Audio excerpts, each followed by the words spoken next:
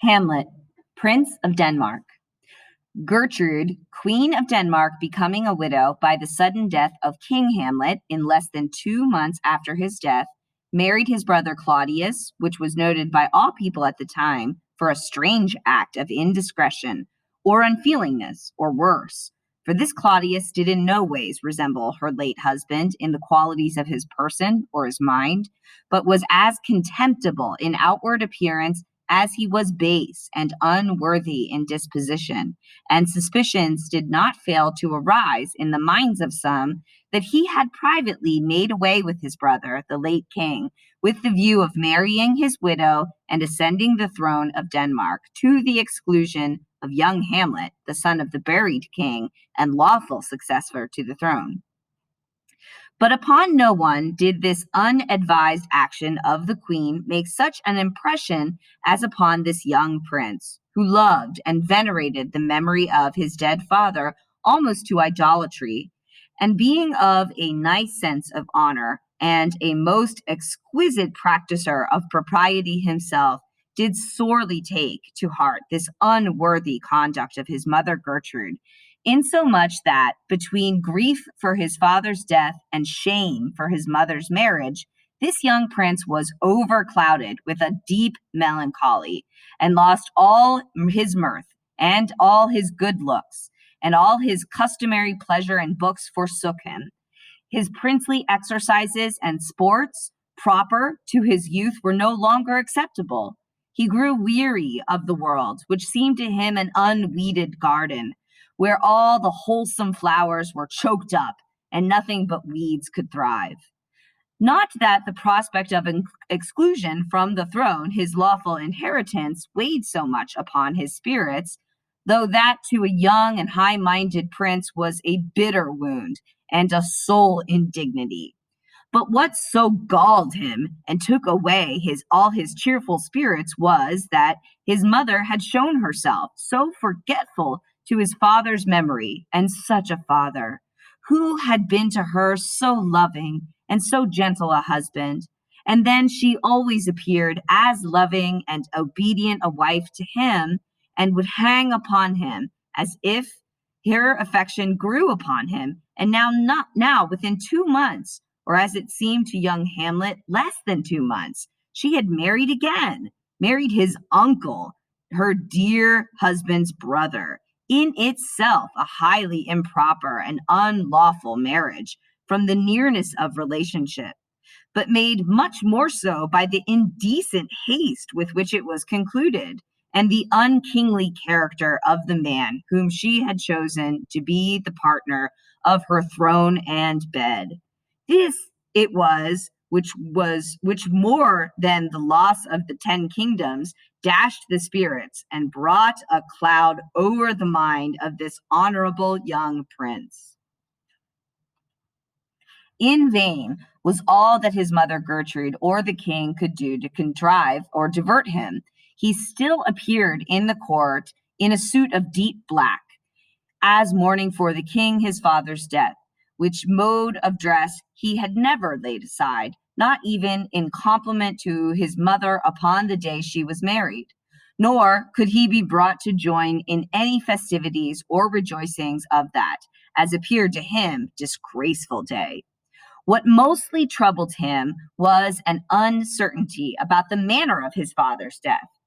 It was given out by Claudius that a serpent had stung him, but young Hamlet had shrewd suspicions that Claudius himself was the serpent, in plain English, that he had murdered him for his crown, and that the serpent who stung his father did now sit on the throne.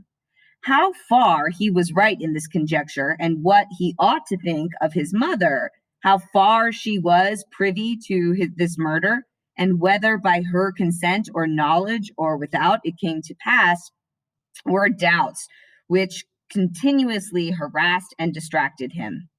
A rumor had reached the ear of young Hamlet that an apparition, exactly resembling the dead king his father, had been seen by soldiers upon watch on the platform before the palace at midnight, for 2 nights or 3 nights successively. The figure came constantly clad in the same suit of armor from head to foot, which the dead king was known to have worn. And they who saw it, Hamlet's bosom friend Horatio was one, agreed in their testimony as to the time and manner of its appearance, that it came just as the clock struck 12, that it looked pale, with a face more sorrow than of anger, that its beard was grisly, and that the color of a sable silvered, as they had seen in his lifetime, that it made no answer when they spoke to it. Yet once they thought it lifted up its head and addressed itself to motion, as if it were about to speak. But in that moment, the morning cock crew, and it shrunk in haste away and vanished out of their sight. The young prince, strangely amazed at their relation, which was too consistent and agreeing with itself to disbelieve, concluded that it was his father's ghost, which they had seen, and determined to take his watch with the soldiers that night, that he might have a chance of seeing it. For he reasoned with himself that such an appearance did not come from nothing, but that the ghost had something to impart. And though it had been silent hitherto, yet it would speak to him. And he waited with impatience for the coming of night. When night came, he took his stand with Horatio and Marcellus, one of the guard, upon the platform where this apparition was accustomed to walk.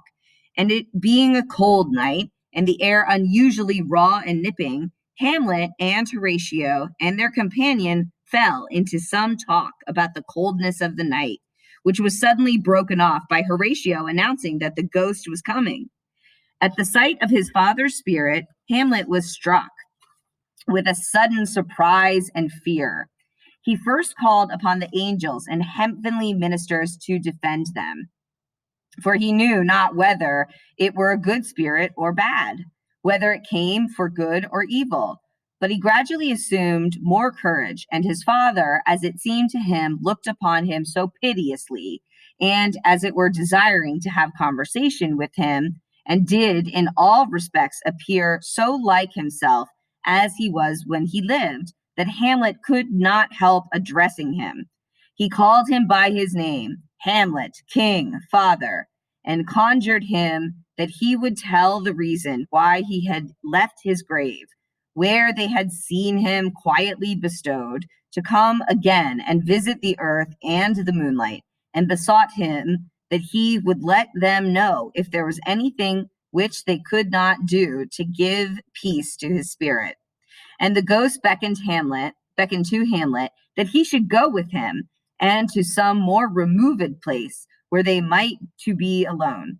And Horatio and Marcellus would have dissuaded the young prince from following it, for they feared lest it should be some evil spirit who would tempt him to the neighboring sea, or to the top of some dreadful cliff, and there put on some horrible shape which might deprive the prince of his reason. But their counsels and entreaties could not alter Hamlet's determination, who cared too little about life to fear the losing of it. And as to his soul, he said, what could the spirit do to that, being a thing immortal as itself? And he felt as hardy as a lion, and and bursting from them, who did they all to hold him, he followed whithersoever the spirit led him.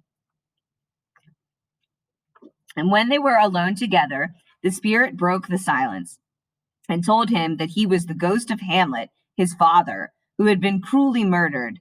And he took the manner of it, that it was done by his own brother Claudius, Hamlet's uncle, as Hamlet had already but too much suspected, for the hope of succeeding to his bed and crown. That he was sleeping in his garden, his custom anyways, in the afternoon, his treasonous brother stole upon him in his sleep and poured the juice of poison henbane into his ears, which had such an antipathy to the life of the man, that swift as quicksilver it courses through all the veins of the body, backing up the blood and spreading a crust like leprosy all over the skin. Thus sleeping by a brother's hand, he was cut off at once from his crown, his queen, and his life. And he adjured Hamlet, as if did as if he did ever his dear father love, and that he would revenge his foul murder. And the ghost lamented to his son that his mother should so fall off from virtue as to prove false to the wedded love of her first husband, and to marry his murderer. But he cautioned Hamlet, howsoever he proceeded in this revenge against his wicked uncle, by no means to act any violence against the person of his mother, but to leave her to heaven and to the stings and thorns of conscience. And Hamlet promised to observe the ghost's direction in all things, and the ghost vanished. And when Hamlet was left alone, he took up a solemn resolution that all he had in his memory, all that he had ever learned by books or observations, should be instantly forgotten by him, and nothing live in his brain but the memory of what the ghost had told him, and enjoined him to do. And Hamlet related the particulars of the conversation which had passed to none but his dear friend Horatio, and he enjoined both to him and Marcellus the strictest secrecy as to what they had seen that night. The terror which the sight of the ghost had left upon the senses of Hamlet, he being weak and dispirited before, almost unhinged his mind and drove him beyond reason. And he, fearing that it would continue to have this effect, which might subject him to observation and set his uncle upon guard, if he suspected that he was meditating anything against him, or that Hamlet really knew more of his father's death than he professed, took up a strange resolution from that time to counterfeit as if he were really and truly mad, thinking that he would be less an object of suspicion when his uncles should believe him incapable of any serious project, and that this real perturbation of mind would be best covered and pass concealed under the disguise of pretended lunacy.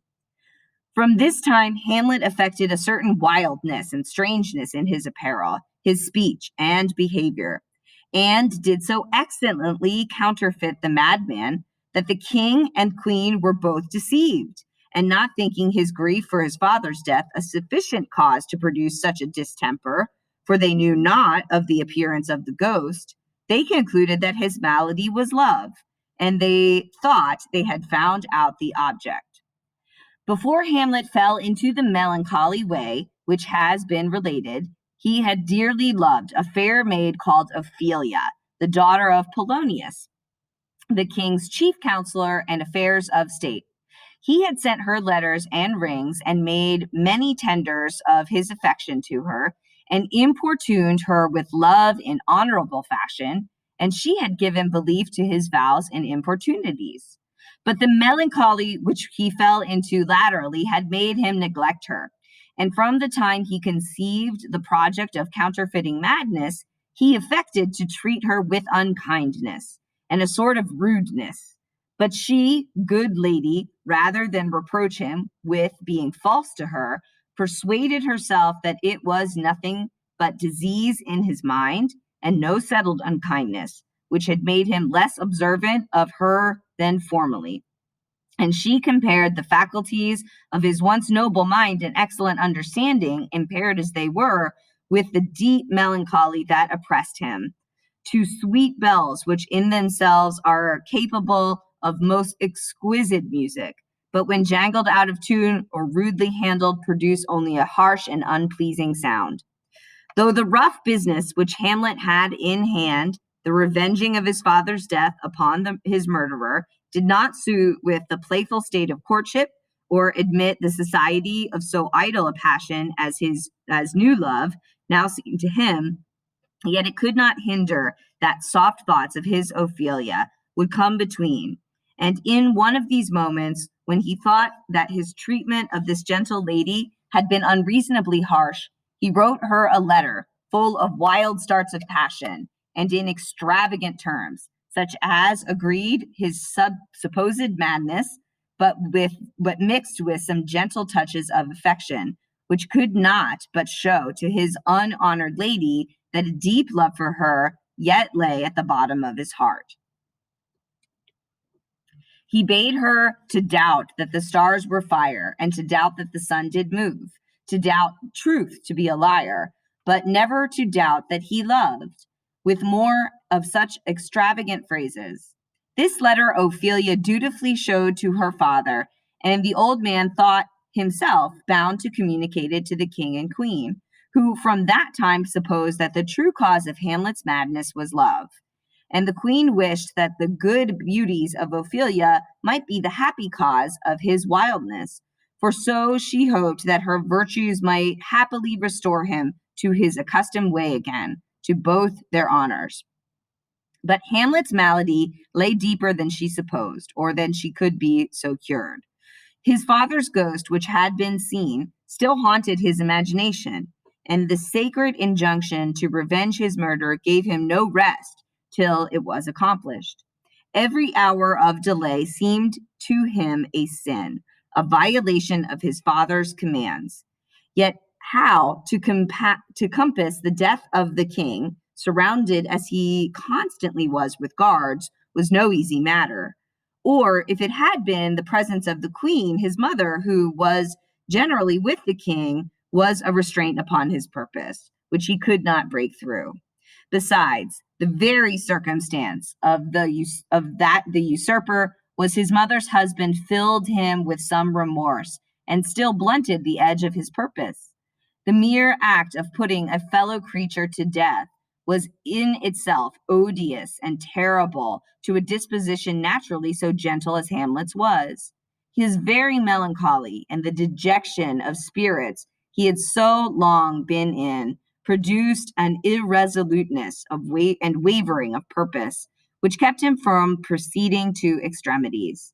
Moreover, he could not help having some scruples upon his mind, whether the spirit which he had seen was indeed his father, or whether it might not be the devil, who he had heard has power to take any form he pleases, and who might have assumed his father's shape only to take advantage of his weakness and his melancholy, to drive him to doing of so desperate an act as murder. And he determined that he would have more certain grounds to go upon than a vision or an apparition which might be a delusion. While he was in this irresolute mind, there came to the court certain players in whom Hamlet formerly used to take delight, and particularly to hear one of them speak of a tragical speech describing the death of old King Priam, king of Troy, with the grief of Hecuba, his queen.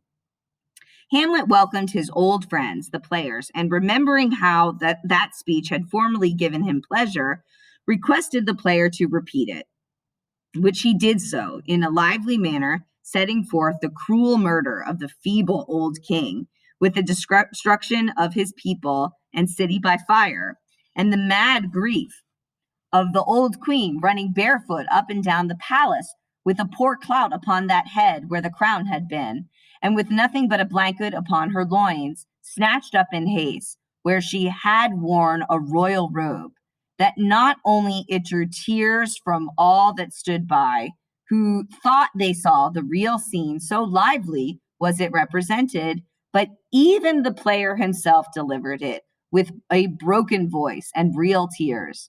This put Hamlet upon thinking that if a player could work himself up to passion by a mere fictitious speech to weep for one that he had never seen, for Hecuba, that had been dead for so many hundreds of years, how dull was he, who having a real motive and cue for passion, a real king, and a dear father murdered, was yet so little moved, that his revenge all this while had seemed to have slept in dull and muddy forgetfulness. And when he meditated on actors and acting and the powerful effects which a good play represented to the life has upon the spectator, he remembered the instance of some murderer who, seeing a murder on the stage, was by the mere force of the scene and resemblance of circumstance so affected that on the spot he confessed to the crime which he had committed. He determined that these players should play something like the murder of his father before his uncle, and he would watch narrowly what the effect it might have upon him. And from his looks, he would be able to gather with more certainty if he were the murderer or not. To this effect, he ordered a play to be prepared, to the representation of which he invited the king and queen. The story of the play was the murder done in Vienna upon a duke. The duke's name was Gonzago, and his wife Baptista. The play showed how one Lucianus, a near relation to the duke, poisoned him in his garden for his estate, and how the murderers, in a short time after, got the love of Gonzaga's wife. And at the representation of this play, the king, who did not know the trap which was laid for him, was present with his queen and the whole court. Hamlet sitting attentively near him to observe his looks. The play began with a conversation between Gonzago and his wife, in which the lady made many protestations of love and never marrying a second husband if she should outlive Gonzago, wishing she might be accursed if she ever took a second husband, and adding that no woman did so, but those wicked women who kill their husbands. Hamlet observed the king, his uncle, change color at this expression, and that it was as bad as wormwood, both to him and the queen. But Lucianus, according to the story, came to poison Gonzago sleeping in the garden, the strong resemblance which it bore to his own wicked act upon the late king, his brother, whom he had poisoned in his garden, so struck upon the conscience of the usurper that he was unable to sit for the rest of the play, but on sudden calling for lights to his chamber and affecting or partly feeling a sudden sickness, he abruptly left the theater. The king being departed, the play was given over. Now Hamlet had seen enough to be satisfied that the words of the ghost were true and no illusion, and it fit of gaiety, like that which comes over a man who suddenly has some great doubt or scruple resolved. He swore to Horatio that he would take the ghost's word for 1,000 pounds. But before he could make up his resolution as to what measures of revenge he should take, now he was certainly informed that his uncle was his father's murderer. He was sent for by the queen, his mother, to a private conference in her closet. It was by desire of the king that the queen sent for Hamlet, that she might signify to her son how much his late behavior had displeased them both, and how the king, wishing to know all that passed at the conference, and thinking that the too partial report of a mother might let slip some part of Hamlet's words, which it might much import the king to know, Polonius, the old counselor of the state, was ordered to plant himself behind the hangings in the queen's closet, where he might unseen hear all that passed. This artifice was particularly adapted to the disposition of Polonius, who was a man grown old in crooked maxims and policies of state, and delighted to get at the knowledge of matters in an indirect and cunning way. Hamlet, being come to his mother, she began to tax him in the roundest way with his actions and behavior, and she told him that he had given great offense to his father, meaning the king, his uncle, whom, because he had married her, she called Hamlet's father. Hamlet, sorely indignant that she should give so dear and honored a name as father seemed to him to a wretch who was indeed no better than the murderer of his true father, with some sharpness replied, "Mother, you have much offended my father." The queen said, "That was but an idle answer, as good as the question deserved," said Hamlet. The queen asked him if he had forgotten who he was speaking to. "Alas," replied Hamlet, "I wish I could forget. You are the queen, your husband's brother's wife, and you are my mother. I wish you were not what you are." "Nay, then," said the queen, "if you show me so little respect, I will set those to you that can speak." And she was going to send the king or Polonius to him, but Hamlet would not let her go. Now he had her alone, till he had tried if his words could not bring her to some sense of her wicked life, and taking her by the wrist, held her fast, and made her sit down. She, affrighted at his earnest manner, and fearful lest his lunacy he should do her mischief, cried out, and a voice was heard from behind the hangings, "Help! Help! The queen!" Which Hamlet hearing, and verily thinking it was the king himself there concealed, he drew his sword and stabbed at the place where the voice came from, as he would have stabbed a rat that ran there. Till the voice ceasing, he concluded the person to be dead. But when he dragged for the body, it was not the king, but Polonius, the old officious counselor, that he had planted himself as a spy behind the hangings.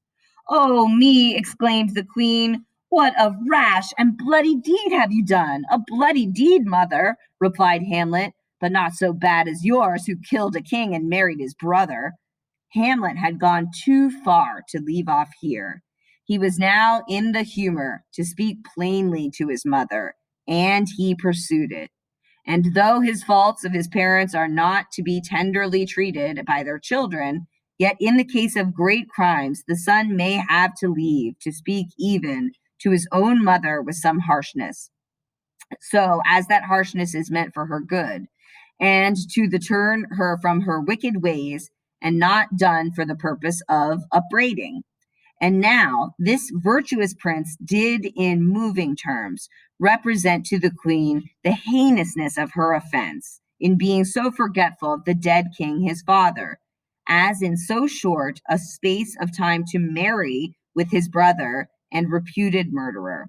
Such an act as, after the vows which she had sworn to her first husband, was enough to make all the vows of women suspected, and all virtue to be accounted hypocrisy, wedding contracts to be less than gamesters' oaths, and religion to be a mockery and a mere form of words. He said she had done such a deed that the heavens blushed at it, and the earth was sick of her because of it. And he showed her two pictures, the one of the late king, her first husband, and the other of the present king, her second husband. And he bade her mark the difference. What a grace was on the brow of his father, and how a god he looked, like the curls of Apollo, the forehead of Jupiter, the eyes of Mars, and the posture like to Mercury, newly aligned on some heaven kissing hill. This man, he said, had been her husband.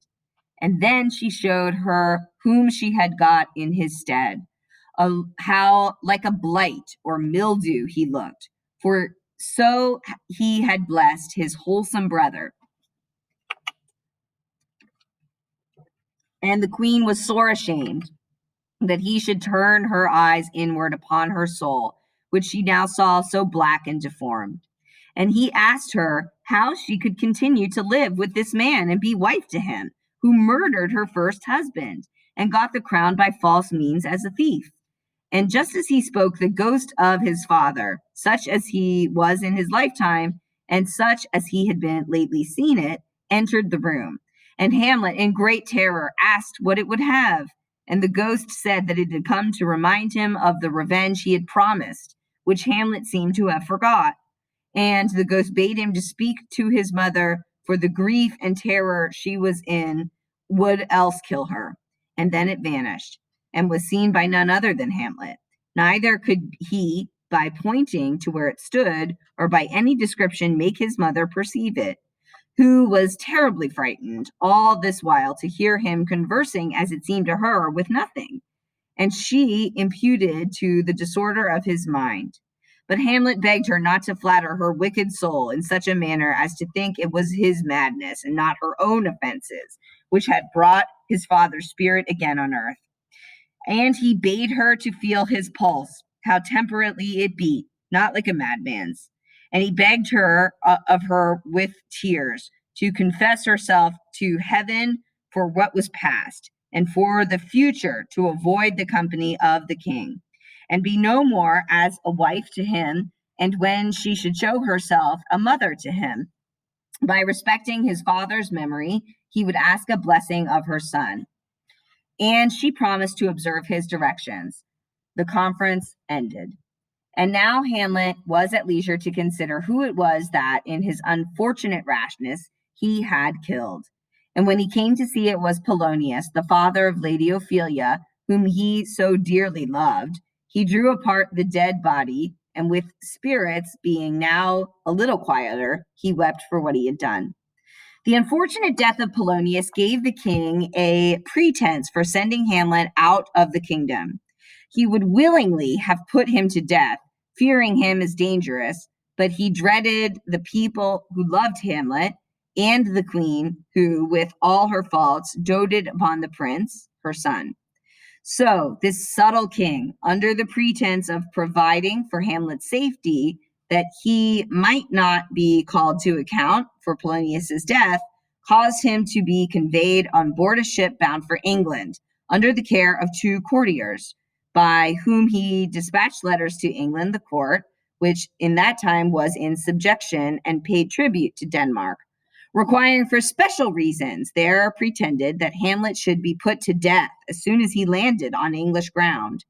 Hamlet, suspecting some treachery in the nighttime, secretly got the letters and skillfully erasing his own name, he in the stead of it put the names of those two courtiers who had the charge of him to be put to death.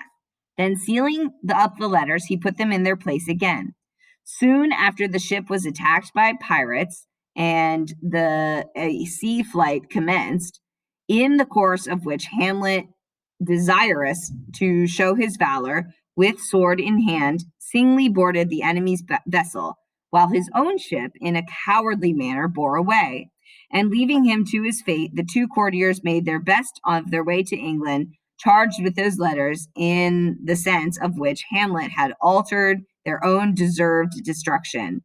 The pirates who had the prince in their power showed themselves gentle enemies, and knowing whom they had got in prisoner, in the hope that the prince might do them a good turn at court in recompense for any favor they might show him, they set Hamlet on the shore at the nearest port in Denmark.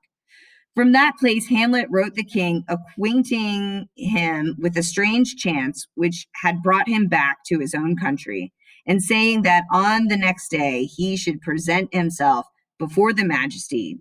When he got home, a sad spectacle offered itself the first thing to his eyes. This was the funeral of young and beautiful Ophelia, once his dear mistress. The wits of this young lady had begun to turn ever since her poor father's death, that he should die a violent death, and by the hands of the prince, whom she loved, so affected this tender young maid that in a little time she grew perfectly distracted, and would go about giving flowers away to ladies of the court and saying they were for her father's burial, singing songs about love and about death, and sometimes such as had no meaning at all, as if she had no memory of what happened to her. There was a willow which she grew slanting over the brook and reflected its leaves on the stream.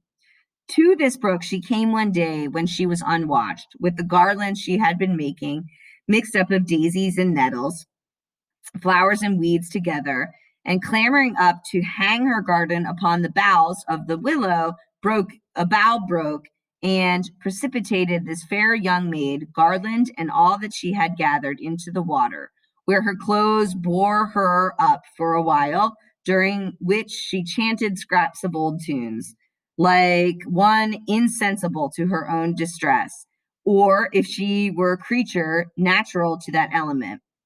But long it was not after before her garments, heavy with wet, pulled her in from the melodious singing to a muddy and miserable death. It was the funeral of this fair maid which her brother Laertes was celebrating, the king and the queen, and the whole court began being present when Hamlet arrived.